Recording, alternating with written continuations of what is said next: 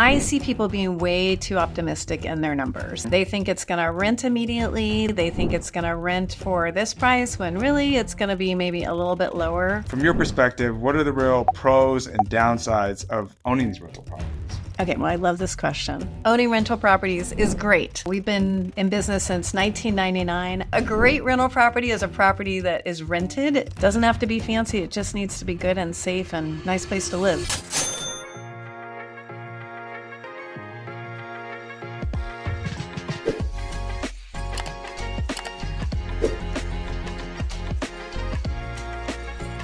Hey guys, welcome back to the Greenhaven Capital Mortgage Mentor Podcast. I'm Kevin, your host and mortgage expert, and today we are joined by the CEO of Aborn Powers, Miss Lauren Prichard. Thank you so much for being here today.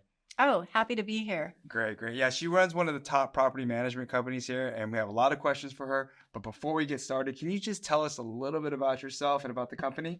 Yeah, Aborn Powers provides property management services throughout California. We handle commercial, we handle multifamily, residential, and we even actually do HOAs as well.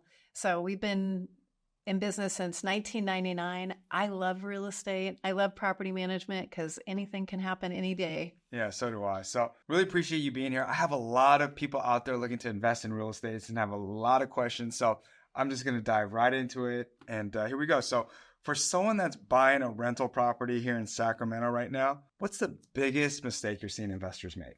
I see people being way too optimistic in their numbers. They think it's going to rent immediately. They think it's going to rent for this price when really it's going to be maybe a little bit lower. So they might be aggressive even in the rents that they're asking. And instead of dropping the rents just a little bit to get it rented, they'll let it sit for months. And now you're out a few months of rent rather than just taking $200 less. And then on the other side, they don't account for enough contingencies on the maintenance. So there's the regular maintenance, but maybe the water heater goes out and there's, a few $1,000s that you weren't counting on. And if you weren't counting on it, now you don't have the money to continue to maintain it the way you should have. So that trickles down the next few years and hurts you. Yeah, no, that's definitely a very good point. I agree with exactly what you're saying, because with my rental properties, like we discussed earlier, like I'll definitely rent mine a little bit lower just to make sure I have a solid tenant, someone that's going to pay and I want to stay a long time, because it could be a hassle just finding a tenant to replace your existing tenant, and missing out on those months is missing out on extra revenue. So yeah, those are very good points. So which brings me to my next point with rental prices and people not really having the expectations of what the rent should actually be. What are you currently seeing in the Sacramento rental market now in terms of rent prices, demand, and the tenant quality? Well, in Sacramento, the last several years, there's been a lot of new apartments coming on. Yep. So people think that, hey, it's Sacramento, it's a city, I'm going to just go jack up those prices. But the reality is all these new apartments have kind of run down the prices even for the homes, because someone now can look for a brand new place with a ton of amenities versus an older home, even though the home is great. So the prices for rent have had to come down a little bit. It's taking just a little bit longer to rent. So that's something to take into consideration. And if you're just going to push for the high rent at any cost, you might end up with a tenant that's not that great. Yeah, that's true. So if you're out there, guys, you're looking to rent your property, you just got to be reasonable and know what you can get, for sure. Right? So, okay. So like in your experience, what would separate a good rental property from a bad one? So that's a really great and loaded question. It really is. A great rental property is a property that is rented, brings in good income, and doesn't cost a lot. Yep. So that could be anything from, maybe an upper class neighborhood where the rents are a little bit higher, to a less expensive neighborhood, because the less expensive neighborhoods, people have to live somewhere. So as long as it's a safe neighborhood, that's actually a great place to buy, because people need to live in a place that's affordable. They generally don't have a ton of amenities, so it's actually less expensive for the landlord.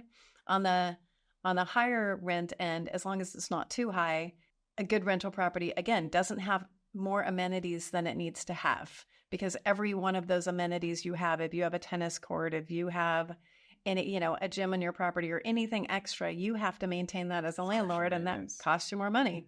Yeah. So really just find a place that has a minimal maintenance in a decent neighborhood that will rent, that will really just kind of operate on its own, kind of keep your hands off and let it go. Of course, there's going to be some maintenance here and there, but something that you don't really need to worry about, that doesn't have a bunch of extra maintenance things you have to worry about, I'd say. Yeah, doesn't have to be fancy. It just needs to be good and safe and nice place to live. Yeah, I kind of agree with some of the rentals I have too. I looked at the same thing, and I also looked at certain areas where I think, values may be more stable. It has more potential for appreciation too, because I think a lot of investors are in it for the cash flow, but they're also in it for potential, price appreciation as well. Yeah. So, yeah, that's great.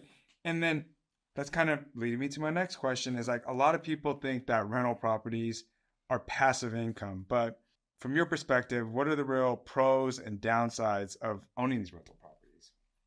Okay, well, I love this question. Owning rental properties is great. There's never going to be more real estate, so it's a great investment always, as long as you're careful about what you invest in. So the pros are right there.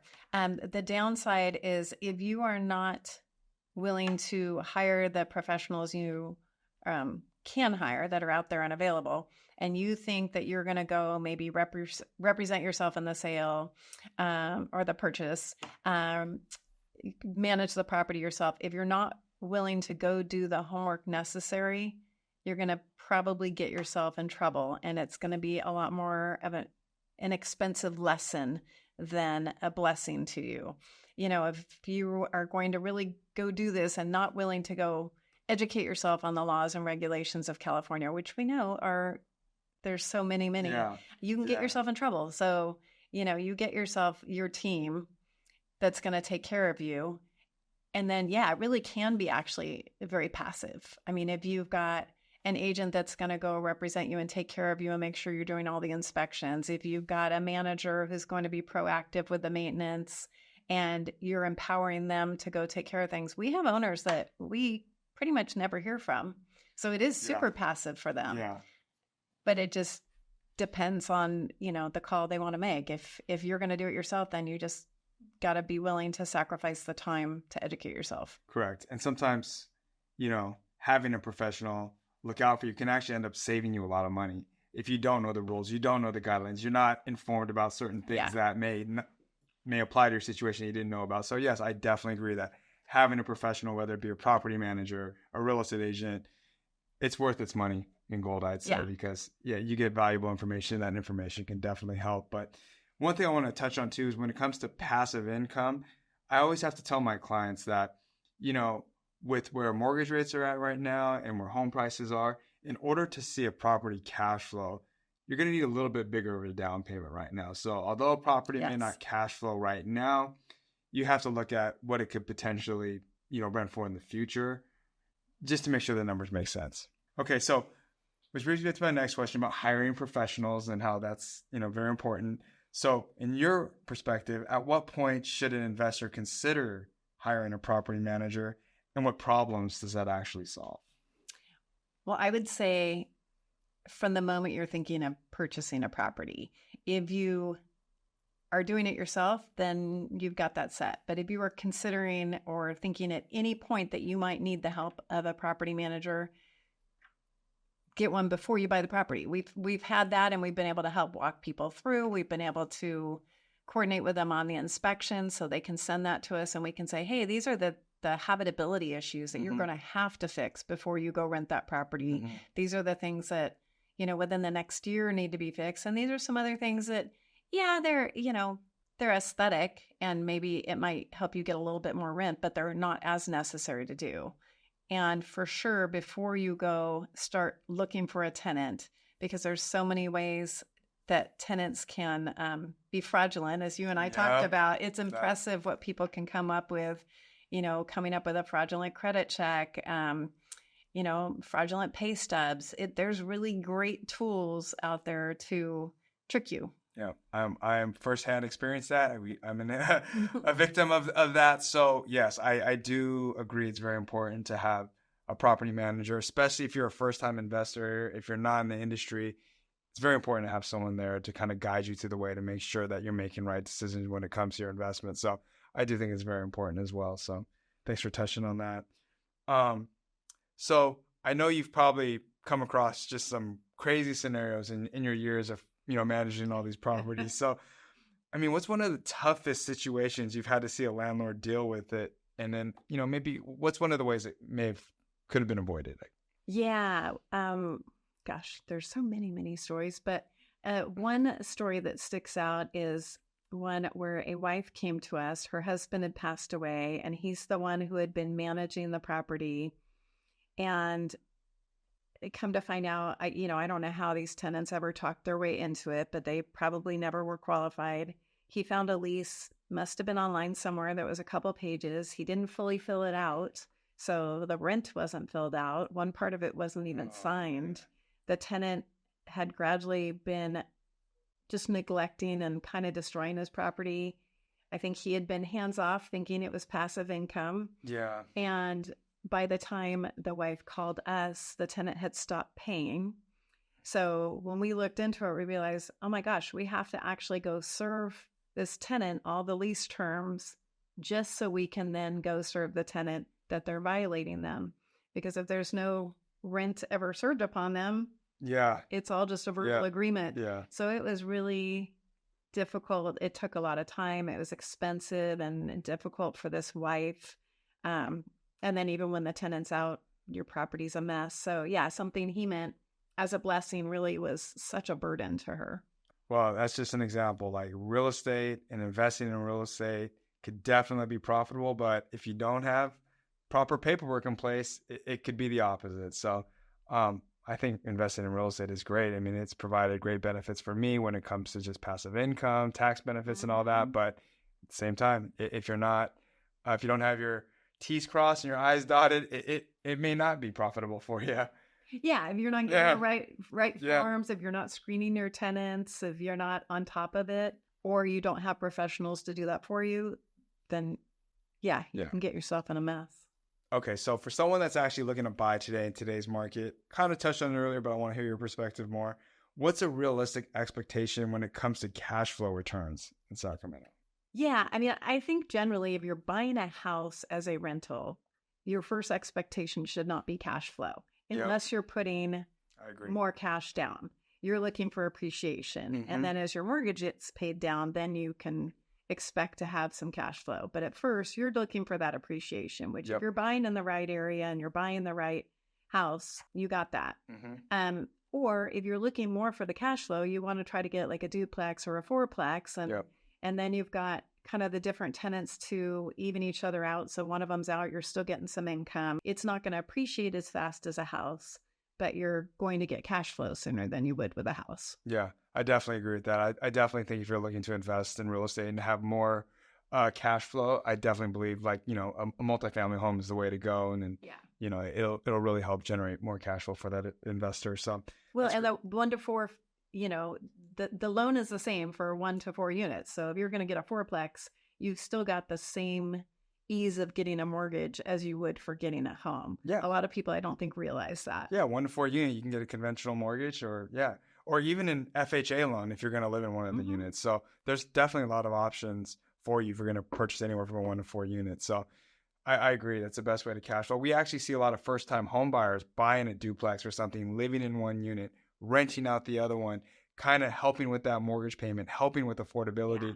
And maybe, a couple of years later, they could buy that single family. And guess what? Now they have a rental property too, that they rent out both units and then they have a rental. So I definitely think if someone's looking to invest in real estate and you're a first-time buyer, looking into buying a multifamily for your first home is probably a good idea. Yeah, that's a great idea. It's a great way to get into starting to invest. I totally agree. So this is my last question for you. So if someone is thinking about buying their first rental property this year, what would you say is the smartest first step? Get your team in place. Step 1, find your mortgage broker who can kind of tell you, before you find your house, this is what you need to do to put yourself in a good position. Yeah. So that you're not finding something that you either can't afford or now you've already put in an offer in a house and you have to go try to get a mortgage and scramble for all these documents. Maybe you need to wait 6 months to kind of work up your credit a little bit, or there's other advice that a good mortgage broker can give you. For sure. And then finding a good team and finding your good a good agent who's going to represent you well and kind of help you walk that path. And then same with the property manager. If you're not going to manage it yourself and you're not going to go, join the apartment association or these other associations to go educate yourself, then finding a manager who can kind of help you as you're navigating the home buying experience to figure out what you're exactly looking for and how to help you out. Yeah, I totally agree with that 100%. Having a good broker, a good real estate agent, and even if you don't plan on hiring a property manager, at least have a 10-minute conversation with someone that has some sort of knowledge because, this is a big investment and you want to make sure that you're doing things correctly. So I would recommend using a property manager, making sure you talk to a real estate agent that actually knows the area, is familiar with, what the rents actually are, not telling you inflated numbers, and then making sure you're talking to a broker that also knows their stuff too. So yeah. All that. Well, yeah, because a lot of times people think their real estate agent is going to know the rents. They don't. And they don't. And as property managers, we have software that actually helps us figure out all the different rents. And then we can kind of, view this house in accordance, compared to these other houses. So, yeah, and we're happy. All the time we'll have conversations with people who don't end up hiring us, but we're happy to give information and. Yeah, no, that's great. I mean, we talked 20 minutes before this and I just got so much information, and I would really encourage any investor out there to at least give her a call, see if she can help, because I know there'll be an asset to your investment. So thank you again for being here. I really appreciate it.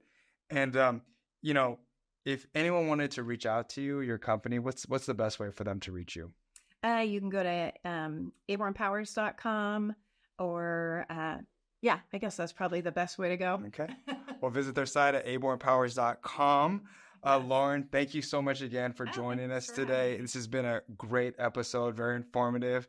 And for all you listeners out there, make sure you tune in, make sure you subscribe, and please stay tuned for the next one. Thank you.